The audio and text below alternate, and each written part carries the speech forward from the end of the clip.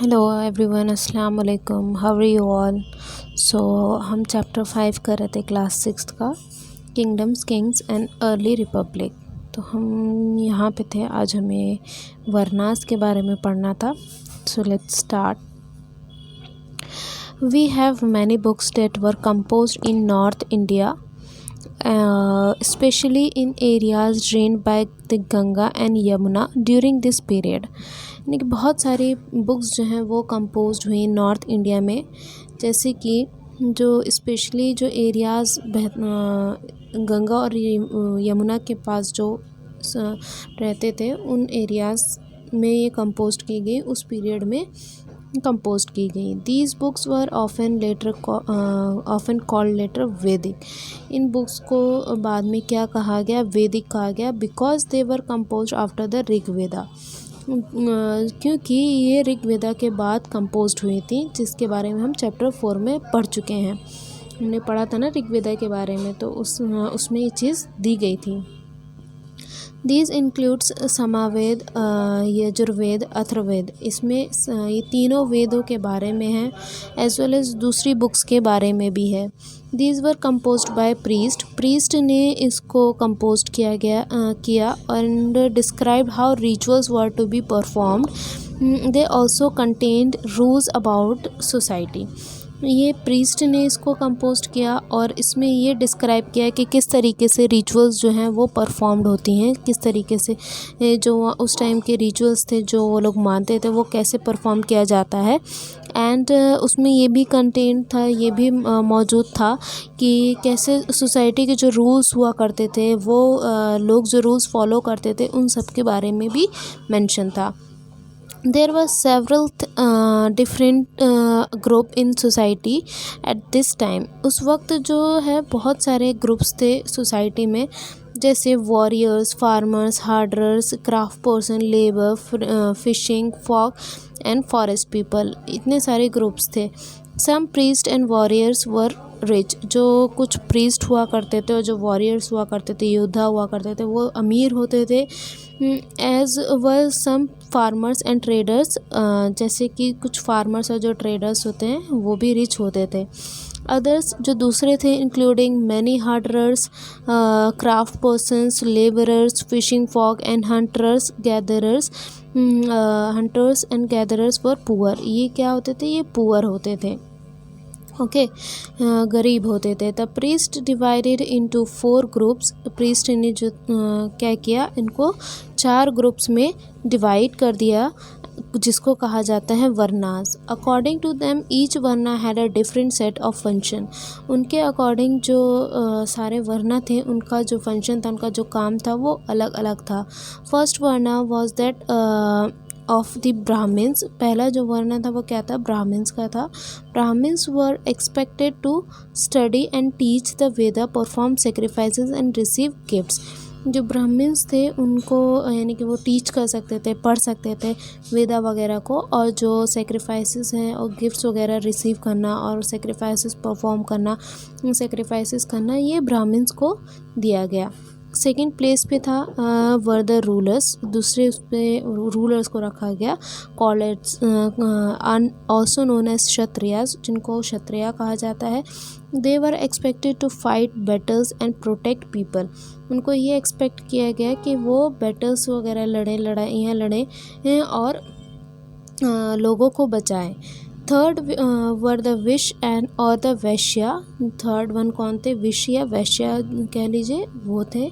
There were expected to be the farmers, herders and traders. ये कौन लोग थे? ये फार्मर्स थे, हार्डरर्स थे और ट्रेडर्स थे। Both the Kshatriyas and the Vaishyas could perform sacrifice. जो क्षत्रियाज और वैश्यास थे, ये क्या थे? इनको सेक्रीफाइस करने का हक दिया गया था, ये सेक्रीफाइस कर सकते थे। Then last were the Shudras, who had to serve the others 3 groups could not perform any rituals. जो लास्ट था वो क्या था? शूद्रास था, ठीक है, जो कि 3 ग्रुप्स में उनको तीनों ग्रुप को सर्व करना होता था। दैट मीन्स उनकी गुलामी करनी होती थी और ये कोई भी रिचुअल्स को परफॉर्म नहीं कर सकते थे, रिचुअल्स नहीं कर सकते थे। Often women were also group with the Shudras, औरतें भी जो थीं वो शूद्रास का ग्रुप थी, उनका हिस्सा थी। Both women and Shudras were not allowed to study the Vedas, जो शूद्रा और वुमेन्स थी, इन दोनों को ही वेदास पढ़ने की अनुमति नहीं दी थी, इनको परमिशन नहीं दी थी, इन लोग को अलाउ नहीं किया गया था। The priest also said that these groups were decided on the basis of the birth.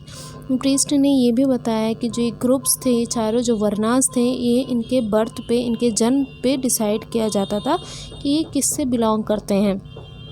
ठीक है, जैसे फॉर एग्जांपल के तौर पे if one's father and mother were Brahmins, one would automatically become a Brahmin and so on. अगर किसी के father या मदर जो हैं ये दोनों ही ब्राह्मण्स होते थे तो वो ऑटोमेटिकली उनका जो संतान होगी, उनका जो बेटा या बेटी होगी, वो भी ब्राह्मण ही होगी। Later they classified some people as untouchable, और कुछ लोगों को जो है वो अनटचेबल के तौर पे क्लासिफाई किया गया, यानी कि अछूत के तौर पे क्लासिफाइड किया गया। वो कौन थे?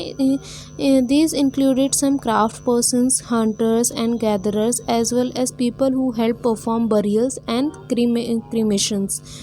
ये वो लोग थे जो क्राफ्ट पर्सनस थे, हंटर्स थे, गैदरर्स थे, और कुछ वो लोग जो कि बरियल्स को गाड़ने के लिए, जो डेड बॉडी होती थी उनको बरी करने के लिए हेल्प करते थे, और जो क्रियाक्रम करते थे उन लोगों को अनटचेबल की में क्लासिफाई किया गया, उसमें डाला गया, अछूत में इनको बोला गया, अछूत कहा गया। The priest said that contact with these groups was polluting. Priest ने बोला कि इनसे अगर कांटेक्ट में रहेंगे, यानी कि इनसे अगर गुजरेंगे भी तो ये हमें गंदा कर देंगे। ठीक है, इस तरीके से उनको माना जाता था, समझा जाता था कि अगर वो लोग इनके आसपास भी आते थे ना तो क्या करते थे, इनके कपड़े इतने लंबे होते थे कि ये आगे चले तो वो उनकी धूल भी उनके साथ लेके जाए, इस तरीके से इनके साथ बिहेव किया जाता था। Many people did not accept the system of varna laid down by the Brahmins.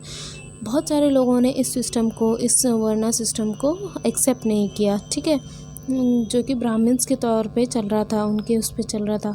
Some kings thought that they were superior to the priest. कुछ किंग्स जो थे वो ये सोचते थे कि वो सुपीरियर हैं, प्रीस्ट से ज़्यादा वो उनके पास ज़्यादा अधिकार है।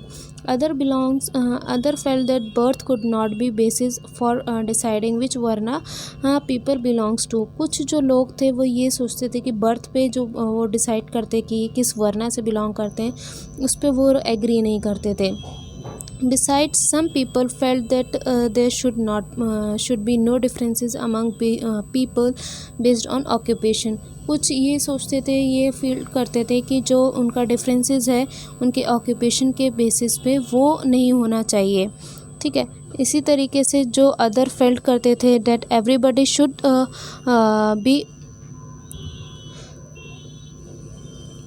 be able to perform rituals, and other condemned the practice of untouchability. कुछ लोग जो थे ये सोचते थे कि जो रिचुअल्स हैं वो परफॉर्म की जानी चाहिए, और दूसरे जो थे वो अनटचबिलिटी को ही कंटिन्यू रखते थे, यानी कि उसी में ही वो जीते थे अपना। Also, there were many areas in subcontinent such as the northeast where social and economic differences were not very sharp and were the influence of the priest were limited. जो बहुत सारे एरियाज़ जो थे सब कॉन्टिनेंट में, तो जैसे कि नॉर्थ ईस्ट हो गया, तो इसमें जो सोशली और इकोनॉमिक डिफरेंसेस थे वो ज़्यादा शार्प नहीं था, कुछ ज़्यादा इतना ख़ास नहीं था। और जो प्रीस्ट का जो इन्फ्लुएंस था, यानी कि जो प्रीस्ट वगैरह का जो काम था वो लिमिटेड था, यानी कि एक लिमिटेड तौर पे था, उनको इतना हक नहीं दिया गया था कि वो इन सब चीज़ों को करें, तो वो एक लिमिटेड था। तो नेक्स्ट टॉपिक है हमारा जनपदास, तो ये हम नेक्स्ट वीडियो में पढ़ेंगे। Thank you.